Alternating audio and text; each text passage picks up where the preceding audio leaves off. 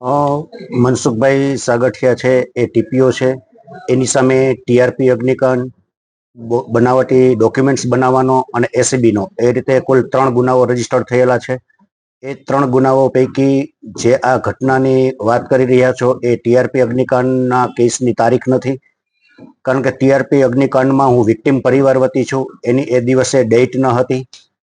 જે દિવસનો આજે સમાચારની વાત કરવામાં આવે છે એ દિવસે જોઈ તો મનસુખભાઈ સાગઠિયા એકલા જ છે, અને એકલા હોય તો એવી સંભાવના હોય કે એસીબીના કેસની તારીખ હોઈ શકે, અને આ એસીબીના કેસની અંદર તારીખે લાવ્યા હોય અને એની નામદાર અદાલત દ્વારા ડેટ આપી દેવામાં આવેલ હોય, ત્યાર પછીનો આ કોર્ટ પરિસરનો છે, કોર્ટની અંદરનો નથી, પણ કોર્ટ કમ્પાઉન્ડની અંદરનો આ ફોટોગ્રાફ્સ ને વિડીયોગ્રાફ હોય એવું દેખાઈ રહ્યું છે.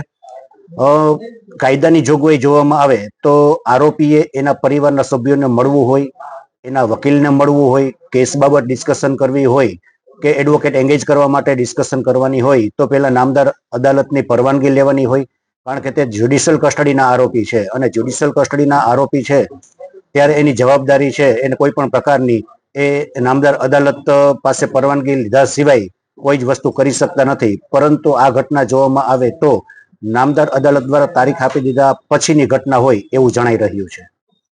નામદાર અદાલતની પરવાનગી વગર કોઈ આરોપી છે એ એના એડવોકેટને વાતચીત કરવી હોય કે એના પરિવાર સાથે વાતચીત કરવી હોય તો મળી શકતા નથી. રહી નાસ્તાની વાત, તો જેલમાંથી જ્યારે નામદાર અદાલતમાં મુદતે લાવવામાં આવે ત્યારે તેને જમાડીને જ પછી લાવવામાં આવે છે.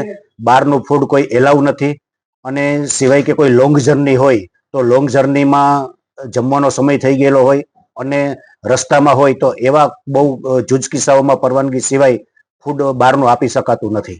સાંજ સમાચાર ફેસબુક પેજને લાઇક કરો, વિડીયો શેર કરો અને વધુ વિગતવાર સમાચાર માટે sanssamachar.net વિઝિટ કરો.